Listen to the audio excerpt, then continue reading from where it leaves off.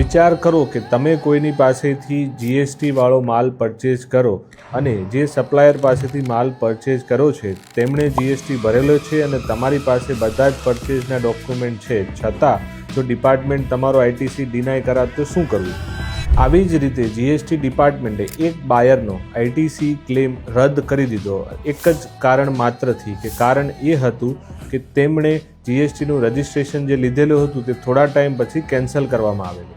આવું ત્યારે કરવામાં આવ્યું જ્યારે બાયર પાસે બધા જ ઇન્વોઇસીસ, ઈ-વે બિલ રજિસ્ટર્ડ હતા, તેમણે GSTR 1 અને 3B પ્રોપરલી ફાઇલ કરેલું હતું, તેમાં ટેક્સ પણ ભરેલો હતો, છતાં પણ ડિપાર્ટમેન્ટ દ્વારા પગલું લેવામાં આવ્યું. આ કેસમાં બાયર દ્વારા ફેબ્રુઆરી 2019માં આયરન સ્ક્રેપ ખરીદી કરવામાં આવ્યો હતો. આ કેસમાં સપ્લાયરનું રજિસ્ટ્રેશન થોડા ટાઈમ પછી એટલે કે 2020માં કેન્સલ કરવામાં આવ્યું હતું. તો ડિપાર્ટમેન્ટમાં આ કેસમાં એવું એલિગેશન કરવામાં આવ્યું કે તમે ફેક ફર્મ પાસેથી ખરીદી કરી છે અને બધું જ બોગસ બિલિંગનું છે. સેક્શન 74 હેઠળ પેનલ્ટી, ઇન્ટરેસ્ટ અને ટેક્સ ભરવા માટેની નોટિસ પણ આપવામાં આવી.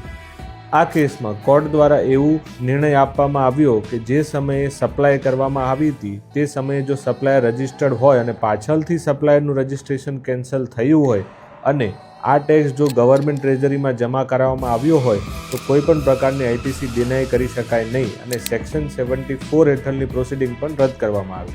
આ કેસ એક રિમાઇન્ડર છે કે જો તમારી પાસે બધા જ ડોક્યુમેન્ટ રેડી હોય અને તે પૂરતા પ્રમાણમાં સબમિટ કરવામાં આવે તો કોઈપણ પ્રકારના ટેક્સ અને પેનલ્ટીથી બચી શકાય.